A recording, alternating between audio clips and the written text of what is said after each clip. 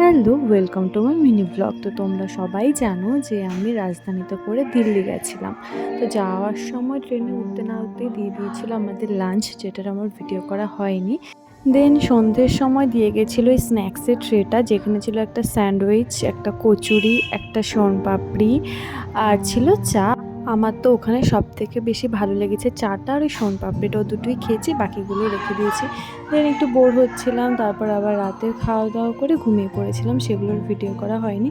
আর এই দেখো, কালকে রাতে স্যান্ডউইচটা পড়ে আছে, আর খাবারের সাথে টক দই দিয়েছিল সেটাও পড়ে আছে, আইসক্রিম দিয়েছিল সেটাও পড়ে আছে, ওগুলো খাওয়া হয়নি, ওগুলো তো নষ্টই হবে। সকালবেলা দিয়ে গেছিলো এই ট্রেটা, যেহেতু আমরা দুজন তাই দুটো দিয়ে গেছে। এটা ছিল চা আর বিস্কিট। এখানে চাটা সত্যিই খুব ভালো, আমার খুব ভালো লেগেছে চাটা। তারপর ওই চাটা খেয়ে একটু শুয়েছিলাম। সেই আগের দিন দুপুরে ট্রেনে উঠেছি, আর সকালবেলা মনে হচ্ছিল রাস্তায় যেন শেষ হচ্ছে না। যাই হোক, বলতে বলতে কিন্তু আমরা দিল্লি স্টেশনে পৌঁছে গেছিলাম। তো সেখানে স্টেশন থেকে আমরা সোজা চলে গেছিলাম হসপিটালে। তো বাকিটা তোমাদের সাথে পরের ভিডিওতে শেয়ার করবো। টাটা।